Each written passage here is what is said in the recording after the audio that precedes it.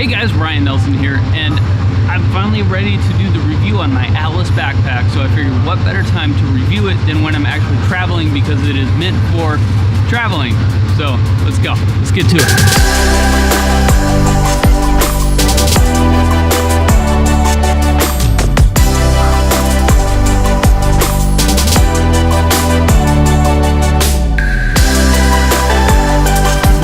No, I'm not at Jurassic Park or in Jurassic Park or whatever this is. I'm outside the California Science Center Natural History Museum. These trees are just so cool. I saw them from the train as we were coming by. I had to get off and come check it out. Anyway, today I'm reviewing this Atlas backpack, telling you how it fits, how it feels, how it functions, all those good things you want to know before you spend a little bit of money on a backpack that holds a camera, or a camera bag that also works as a backpack. However you want to look at it, I'm going to tell you about that today, so let's get going.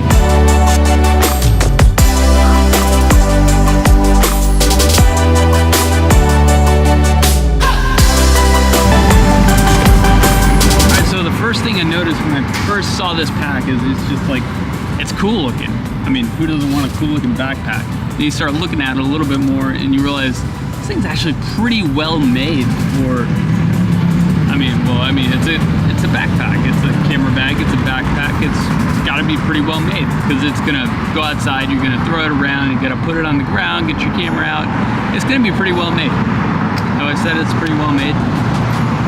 All right, so far I've taken this thing on a couple of different trips, airplane, train trip.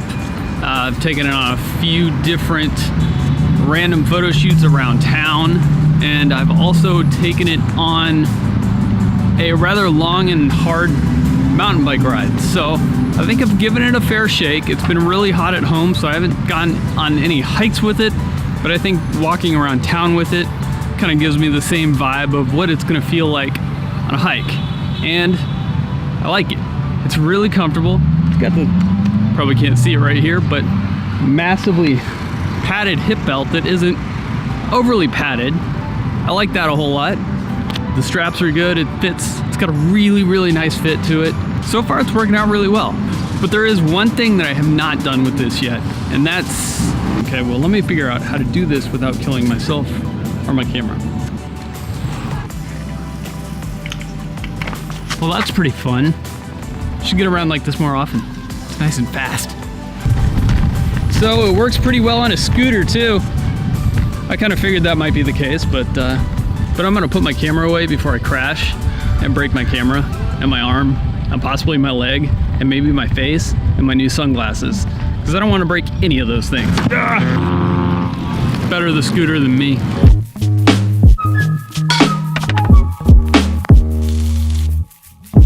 So of all the times I've been out here to Santa Monica, I can't believe I've never actually been out to the Santa Monica Pier, but come to think of it, I've only been here maybe 3 or 4 times. Anyway, storage on this bag is fantastic. If you watched my first video about this, you saw kind of the camera setups that you can do, maybe even take some wood chisels with you. Why not? But that was just the beginning. So right now I'm on a 2-day trip basically. So I've got my camera gear, GorillaPod, Rode mic, batteries, and pocket wizards. They're all tucked away nicely, neatly in here, except that they're right there. But in any case, big side pockets, got some water in here, been carrying the GorillaPod out in here, massive top pocket. So I've got all my little accessories, my chargers, anything like that, it's in here. And then if we get in the main compartment, I'm not gonna open that up because all my dirty clothes are in there. But in any case, there's a really great laptop sleeve in there that I keep my laptop in. It feels well protected, it's solid. I've got a 15-inch MacBook and it fits in there beautifully. It's not even like a really tight fit, but it's snug. It's good, I like it. And then keep all my notebooks right there, easy access. And there's still like 3 or 4 other pockets I haven't even used yet. The one that I have used and I'm not so sure about is the side pocket where the water bladder is supposed to go, but when I did my mountain bike ride with it, I wasn't really sold on it. I was surprised about how well the weight was distributed. distributed. Having that 6-pound water bladder on one side, it didn't feel lopsided to me. So I don't know how they managed to do that, but good on the pack. Good on Atlas, good on the designers. I dig it. Like I said, I'm on a 2-day trip right now and I'm carrying everything I have in this bag. So I've got a change of clothes, I've got a bunch of camera gear, and I still don't think it's anywhere near capacity. I could probably travel for a week with this thing. I wouldn't enjoy it. It'd be a lot of stuff to carry around on my back, but I could do it. That's the point. You can do it if you want to. And on top of all that, it's got a built-in rain fly. I mean, most bag companies want you to buy that separately for like 20 bucks or 40 bucks or something now, but this one comes built in. I don't think it's gonna rain today, but if it did, I'd be covered. Well, my bag would be covered. Does anybody else wish they just had one of these to drive around town all the time? I wish I had one. They're so cool. Now, one feature of this bag that I thought was really cool when I bought the thing is these hip belt pockets. Okay, I know what you're thinking. Once again, bags normally come with hip belt pockets. What's the big deal?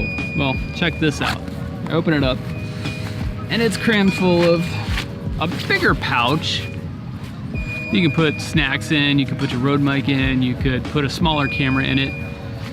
I haven't used it yet, and I can see it coming in handy when I'm hiking for putting snacks in there. Other than that, it just kind of takes up the space of the hip belt pocket, so not sold on that one.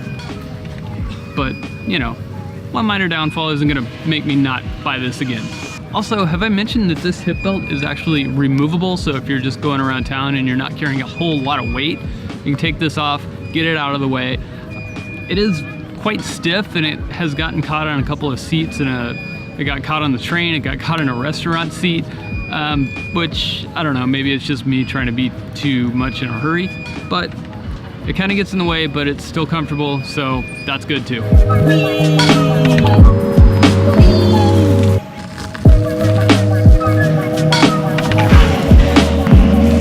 Alright, this is supposed to be a review about this backpack, not the scooter. Okay, to sum this up, I think this bag just has 2 drawbacks, and one is that water bladder pocket that's on the side, and then the hip belt pockets, which are stuffed full of more pockets, but that's easily fixable with a pair of scissors. So, yeah, it's not that big of a deal. The only other drawback is the price of it. If you have to ask, just click that link down there, and you'll find out real quick how much it is. Yeah. It's a little pricey, but when National Geographic reviewed it, they labeled it as one of the best camera bags for travelers, and I'm gonna have to agree with that. So far, it's been a fantastic bag to carry around with me. It's unobtrusive, it carries the weight very well, and I highly recommend it. So I will see you guys next time. Thanks for hanging out today, and this other new thing to me, which is the shit show of Venice Beach.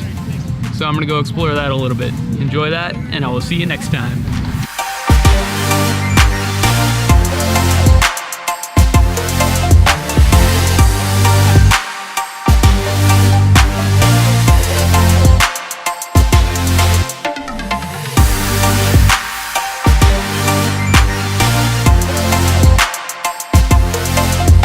Well, how do you guys like that VB roll? Get it?